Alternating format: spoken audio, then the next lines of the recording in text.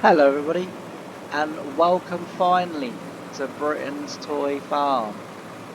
I am so excited to bring this to you all. This is a look back into my childhood and actually being able to do it on Farming Simulator, which is incredible, and I never thought that it would be probably possible, if I'm honest. When I first came up with the idea a few weeks ago for a new series, I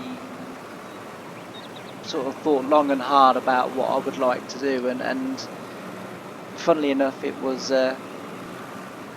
my little boy really that gave me the idea, because he was playing 19 and he said, "Oh look Dad, you've got that in as a model on the shelf," and I sort of looked and thought, yeah, actually it is that model. It was that particular sort of type of tractor, the actual model that was on the game that matched my shelf. And then I started looking at a few of the older models that I had from when I was younger, and saw this combine and thought, I wonder if they do that in Farming Sim. Started to do a little bit of research and trawling many mod sites, and here we are. We've got the New Holland combine, the exact model that I had on Christmas Day of 1985, which, as you know if you watched the intro video, is what this series is going to be based on, the Christmas of 85 and then onwards. And a little update from the intro as well, where I said that I didn't remember the Volvo having a green engine block. My Volvo did have a green engine block. Had a look at some older photos, because I don't have the tractor anymore. Unfortunately, my little brother decided that he didn't like that tractor, but I had a look at some old photos that I had of my toys and different things, and yeah, the Volvo had a green engine block, so it's true to real life. But as you can see, we've started in earnest with the New Holland in this field. This is our field, and we are getting the canola in. The canola itself is just going to be sold directly. We don't need it. We've got we have got a silo, but I think there's not much point in holding on to it this year. It's not really the crops at the moment that we want. What we want at the moment is the straw, and we need to get the animals up and running. We will be sort of a mixed dairy arable farm, but at the moment, because obviously we've got no money, we've got sort of 2 arable fields, the rest are grass, we are going to be slightly more towards the dairy side of things, but a couple of the grass fields will, I think, be ploughed up just to make it a little bit more of an even split. But yeah, so as I say, very excited to bring this. I was doing the headland, as you can see, to this field when I first started, just before I pressed record, and I noticed something on this model, on this mod, that I'd not previously sort of noticed, and it brought a massive smile to my face, which for those of you that had the Britain's Toys and had a carpet farm, if you like I did, you will remember this. But this is amazing. You see this air filter, this air breather, that used to, on the toy model, where the pipe's coming out of the bottom, that used to be a straight bit of flat metal. And that used to be, for those of you that don't know, for the younger viewers, that used to be how you used to steer this combine. You used to turn the air breather, and it used to turn the back wheels, which, thinking about it now, for its day, was actually quite an innovative idea, really, to have them so that the wheels turn, because a lot of the Matchbox and Dinky toys that I had of the time, obviously the wheels were fixed, whether it be cars or lorries or whatever I had, the wheels were fixed. I also had a couple of Matchbox tractors as well, which were my dad's, but he passed them on to me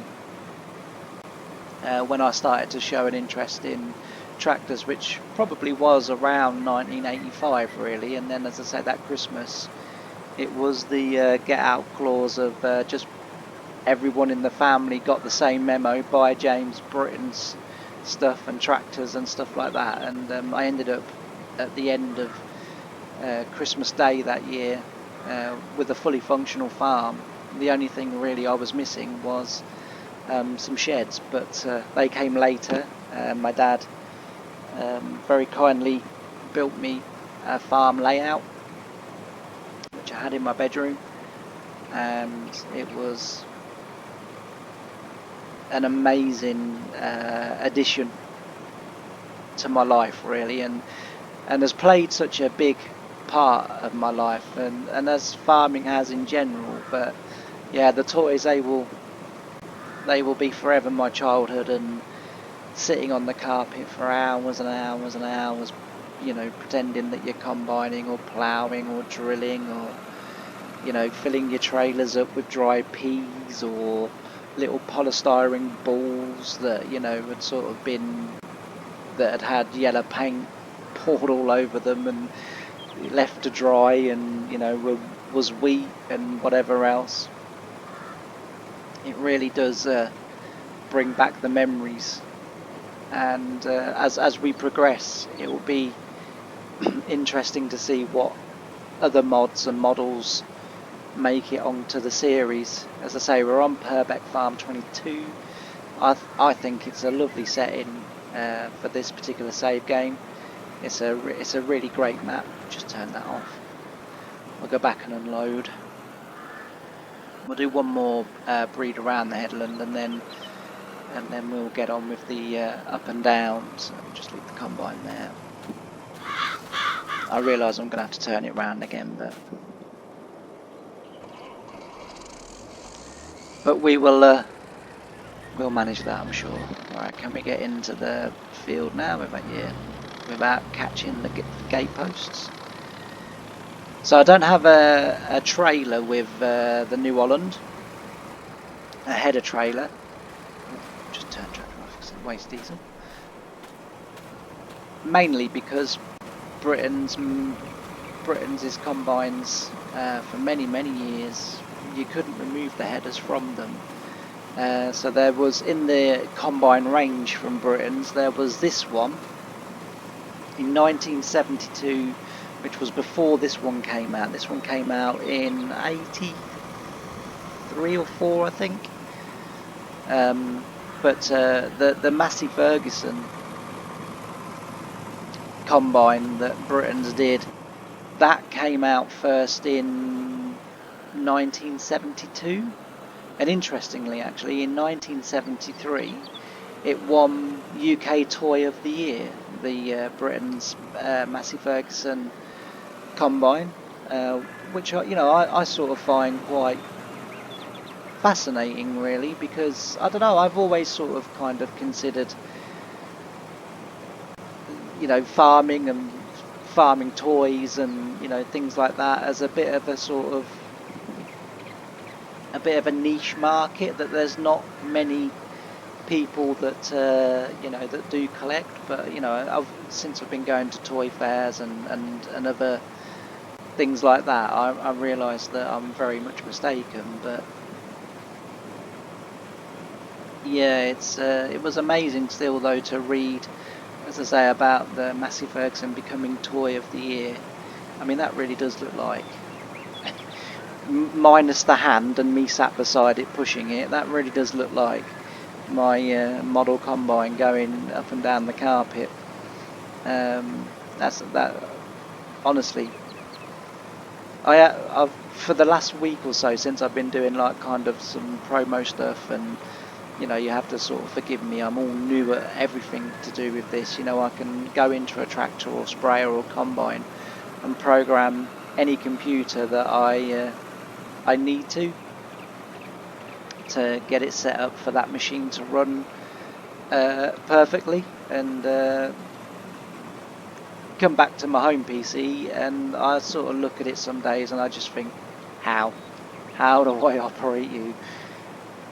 It's just odd, and you know, my computer experience is something that I've sort of not really got other than turning it on, switching my game on and playing. You know, I'm at that level, and all of a sudden it was kind of like when I started to do YouTube videos, which I've been wanting to do for many years. I say 5 years ago I had to give up work due to ill health, and I've been wanting to do YouTube ever since, and finally I'm doing it. But it's kind of like, oh hang on, I need a video editor. Oh hang on, I need to know how to edit videos. Oh hang on, I need a microphone. Which actually brings me on to a point that I would like to make. I've been watching back a few of my videos, generally to sort of see if they are gradually improving. But one thing I did notice was that my mic can be quite echoey and sometimes quite loud. It can come through quite loud, even though I do try to sort of talk, not monotone as such, but I do try and talk as evenly as I can so that it doesn't sort of give a sudden blast of sound. But as I say, I've noticed that my microphone does echo. I am fixing this. It was a huge debate of whether I delay episode 1 even further and wait for the fix.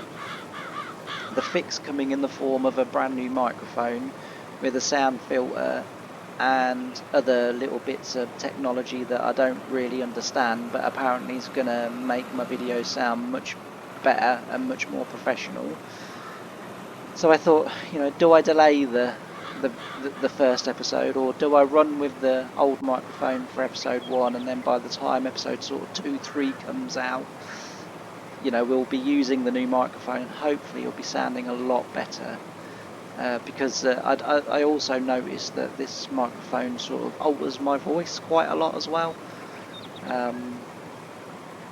So I think, well, as I say, I was absolutely desperate to get this first episode, you know, sort of out and recorded and what have you, and in the end sort of naughtily decided, actually I can't wait any longer. So I'm just going to release the episode and explain that a new mic is coming. I've also got a new video editor, which at the moment I am editing my videos with, because practice makes perfect, and at the moment with the size of the channel and everything, it's not having a huge negative impact. But once I kind of get the hang of it,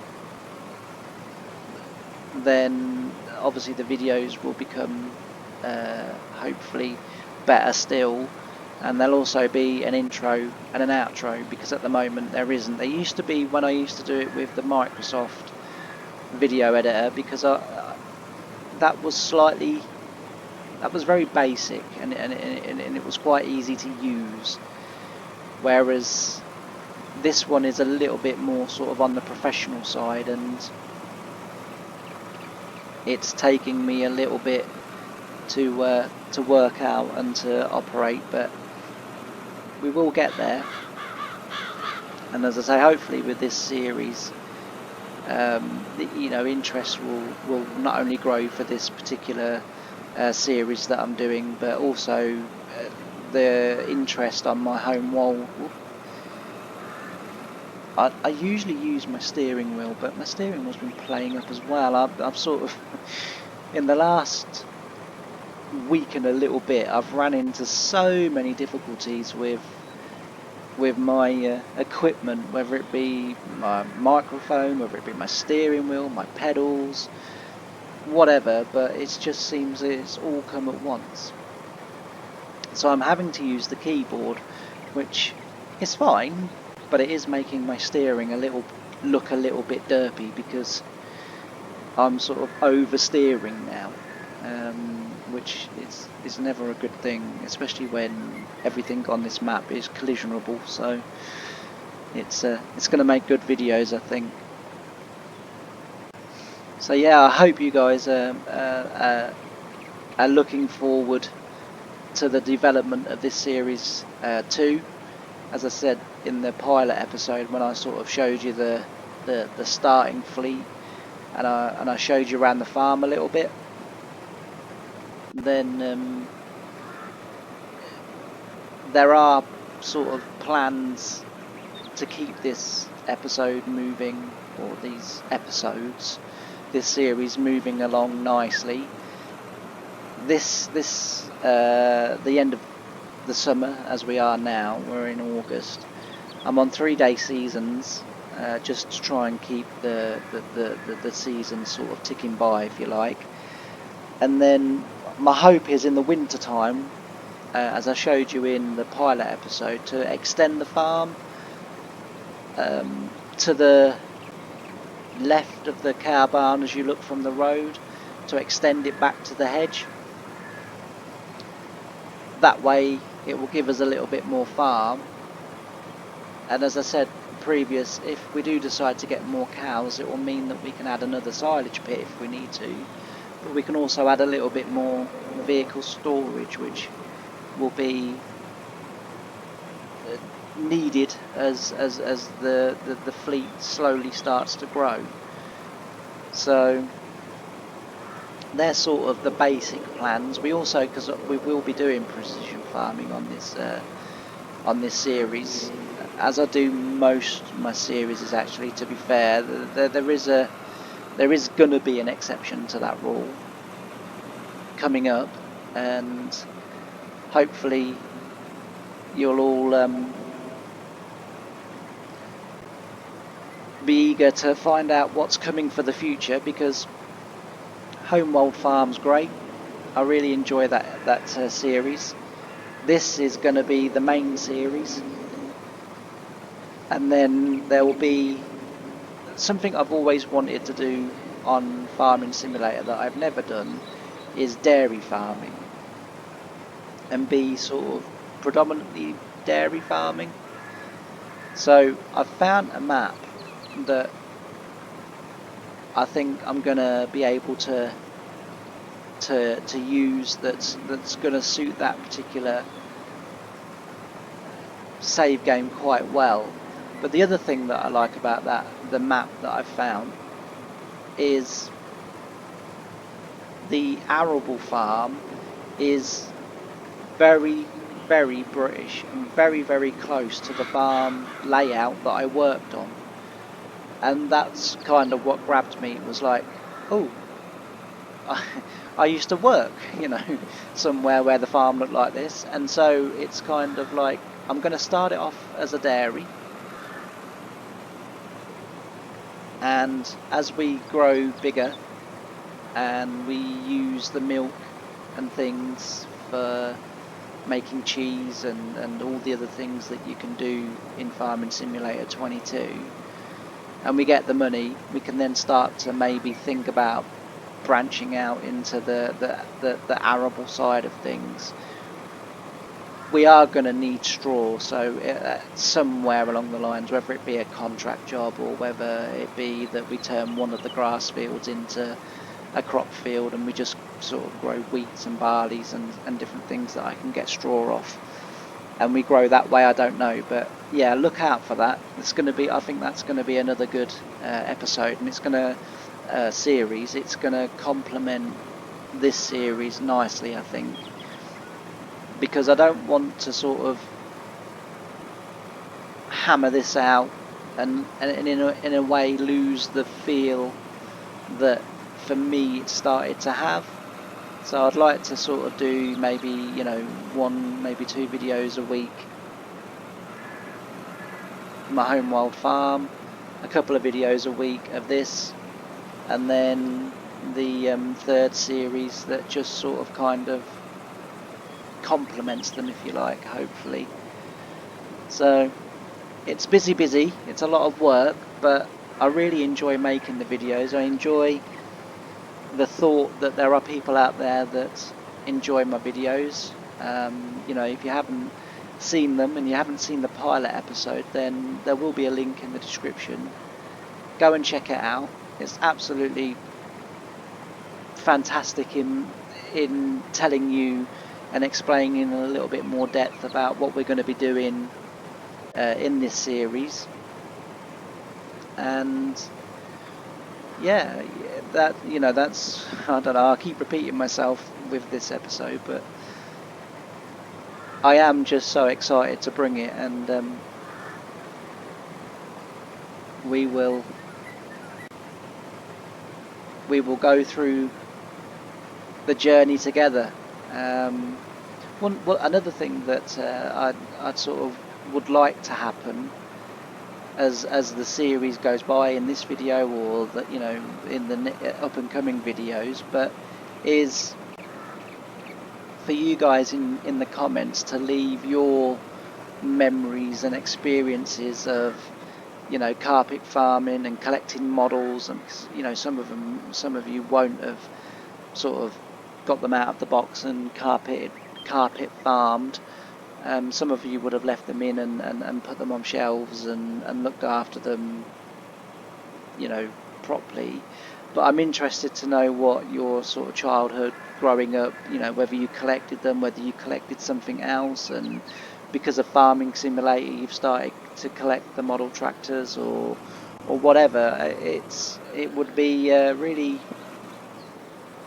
fascinating to hear everyone's story, and to sort of see whether we're all sort of similar, or whether, you know, things were very different depending on,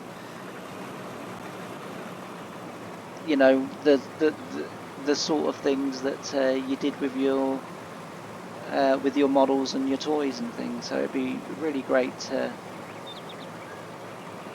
read in the comments your thoughts and your experiences.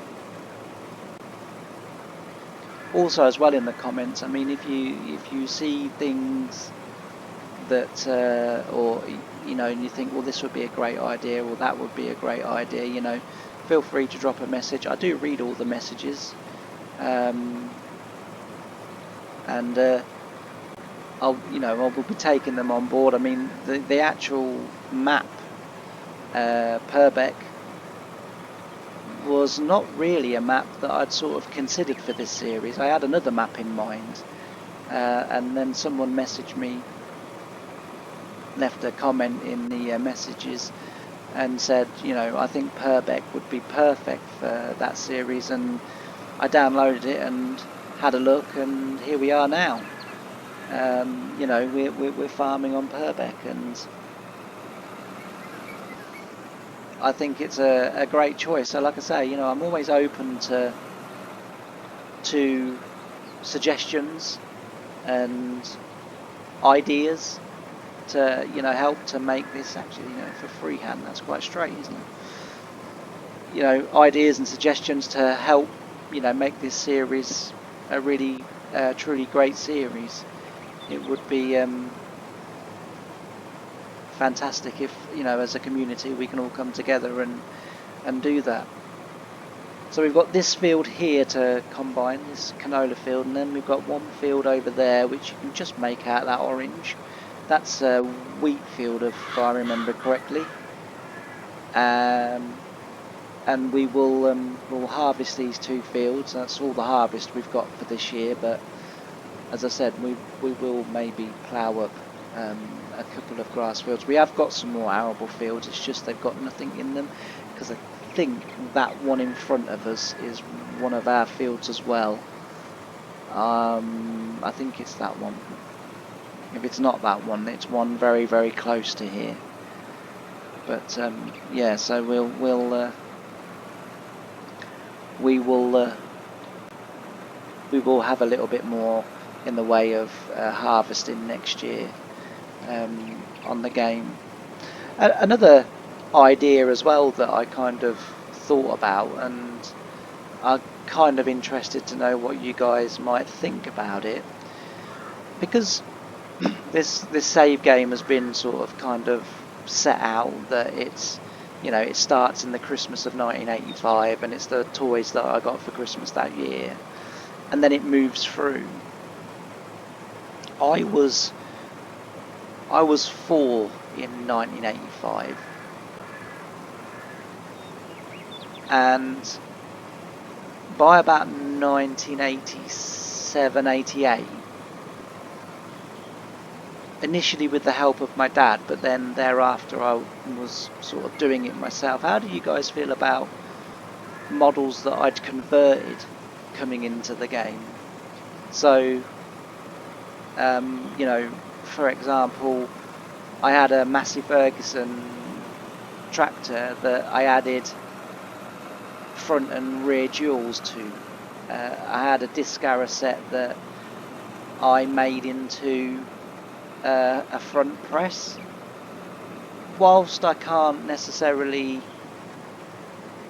do every conversion that I had, you know, do you think I should include the conversions, or should I just stick to the toys that you could actually buy in the shop and leave the sort of conversions out of it? Because as we get further down, or further along the years, and we get into sort of the mid 90s to, you know, present day, I've made and done a lot of conversions and sort of taken many toys, broken them up to make one model.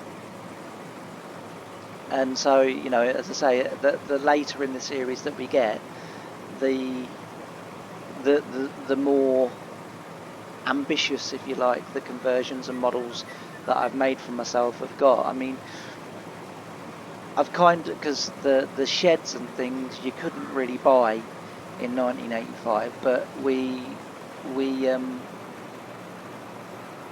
obviously start with them on the map, and I have added them, and I've tried to add them as sort of authentic as I can for the sort of time. But it wasn't around until around 87, I think, when the plastic farm layout was released by Britons, with the old Dutch barn that you used to have to make yourself, which was basically a roof and 4 posts, and you just push the posts into the roof, and that was that. And then you clipped the posts into the holes that were cut out on the plastic farm sort of layout. It wasn't a huge thing, but it was enough room to have one tractor and implement in. Then there was a pond and some ducks, and I think I'm sure there was 2 cows included, and then a metal gate to go on the end.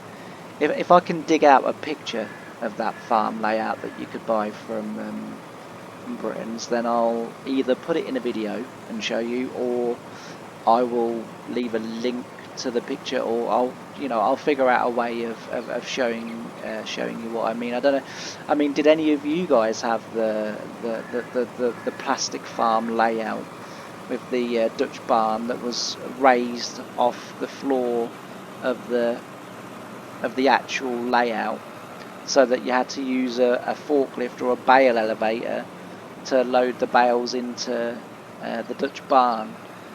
Again, I'd be really interested to know whether any of you did, because as I say, it's obviously I've been doing quite a bit of research on Britons and the toys, and you know, obviously when models came out and when things happened, and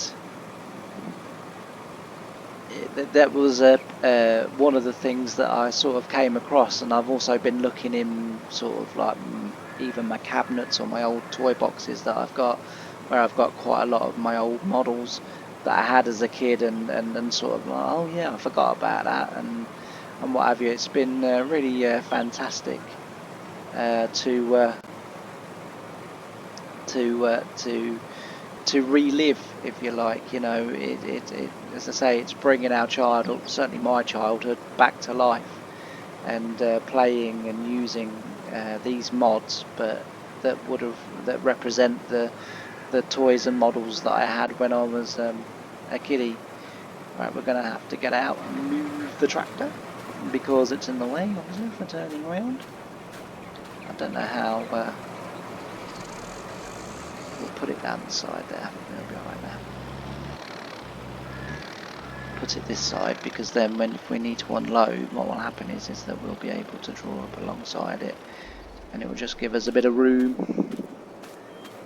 But yeah, that's a magnificent combine. Absolutely loved this. This was, you know, and still today really, I have a little bit of a special place in my heart for this combine. And as a kid, what I loved the most about it was the arm, or the auger, as I now know it's called, was the auger, the fact that it used to come out and go up there. But as I said earlier about the Massey Ferguson, there was another combine in the range as well, a green and yellow one, and for all you John Deere fans out there, no, it wasn't a John Deere, unfortunately. It was a Corn King. Can any of you remember the Britain's model, the Corn King? I saw one. I went to a toy fair, was it last or the weekend before, whenever, and there was one there, and it was £600.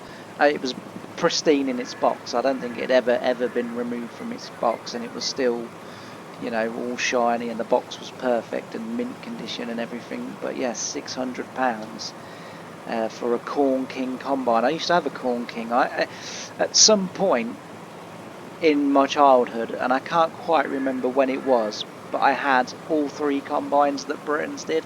I had the Corn King, which had the corn header, so I'm assuming it was brought out for the American market. And then I had, obviously, the New Holland that I got 1985 for Christmas, and then I had the Massey Ferguson combine as well, which I think I got for my birthday. I think my nan bought me that for my birthday in the April after 1985. So I got this one for Christmas, and then in April I got the Massey Ferguson one for my birthday, which I also got actually that year from my Uncle George. I got a Vent tractor as well, which had dual wheels, and it came with the yellow disc arrows. I'm sure that was my birthday in '86 when I got them. If it wasn't '86, it was '87, the Vent and the disc arrows. I can't quite remember, but for quite a few years, every birthday and Christmas, you know, all I used to get was farming toys, and you know, if I had pocket money, or if I had, you know, sort of spare money or whatever, then you know, I'd go up to there was a shop in Wisbech, which is not far from where I lived growing up in St James. Every Saturday, me and my mum used to catch the bus in the morning, ride into Wisbech, and we go to where the bus park was. There was a toy shop there called Prams and Toys, and I used to go there every Saturday and spend a few minutes looking at all the toys in there, and kind of sort of planning and dreaming of what toys I was going to have next. And funnily enough, the other day I decided to go back mainly to see whether, because I haven't been to Wisbech for many years, and I decided to go back to see if the toy shop was still there, and it was, and it's still selling Britons, and it's still the same layout, and it's still as I remember it as a kid. Obviously the ladies that worked in there are no longer working in there, but yeah, it again was really nice to relive and redo, and as I say, it's I'm sort of, I think again that's part of why I'm looking forward so much to this series, because telling people about, you know, sort of, you know, recounting memories from my childhood with my toys and different things, I think it's really great.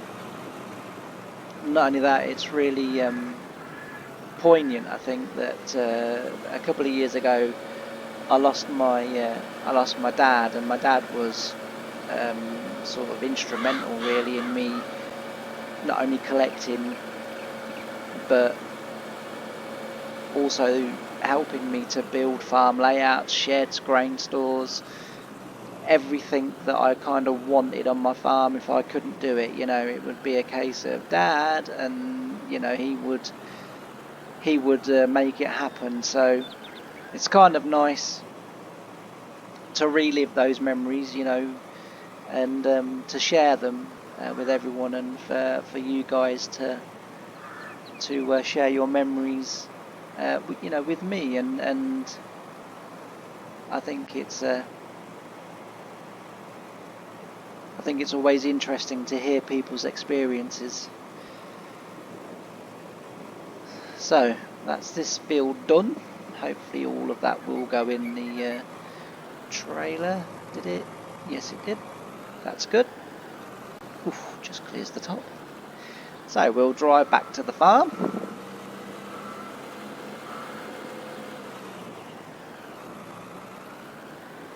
And in the next episode we will...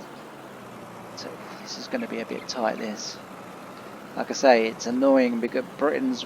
You couldn't take the header off. I've just realised, I hope all the gates on this game, on this map, are wide enough for me to actually get in, otherwise we're going to be in trouble. That maybe it should have been something that I actually checked out, but it didn't actually occur to me, and it didn't seem quite so hard to get into that field when I went into it, so I don't know. Oh yeah, this is a nice bend, this, because you got a signpost there, and then it's quite sharp, but we need to just cut that bit off there and then get around there. There we go. I don't actually think that sign's got a collision in it, but I don't really want to be hitting signs because I can't take the header off and put it on a trailer. I've had to turn traffic off, otherwise we can't get round. But yeah, so we'll park this up. We'll park it up here just for today, for this episode, and then we'll jump in the. Just put the header down. We'll jump in the. I don't know if I've told you, but love that combine. We'll jump in the Volvo, and we'll bring that back to the farm, and then, as I say, next episode we will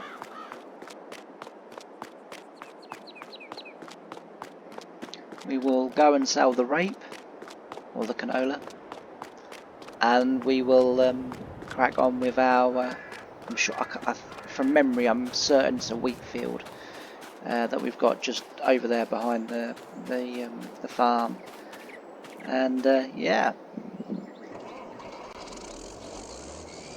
episode 2 should be coming out quite quickly. I don't know whether it will have the new mic in.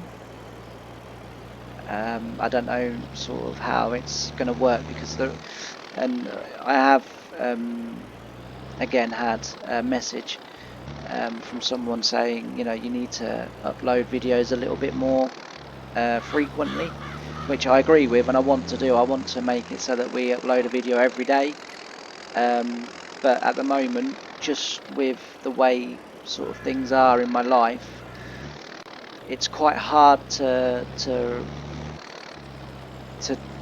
do that, because I've either, you know, I haven't got the opportunity to record, or because of how sort of slow I am at the moment and mistakes that I'm making with video editors and things like that, it's taking me a day, or, you know, and sometimes a little bit more to put a video together,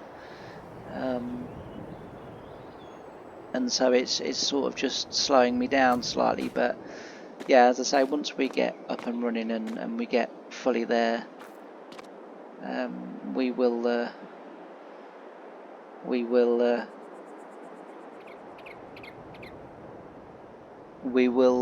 be able to produce these videos a little bit more frequently. Anyway, I think that's more than enough for today. Thank you ever so much for tuning in, and I hope to see you on the next video. Don't forget, if you really like the video, like and subscribe. Hit that notification bell so as you get a reminder every time I post a new video, and I'll see you in the next episode. Thank you. Bye.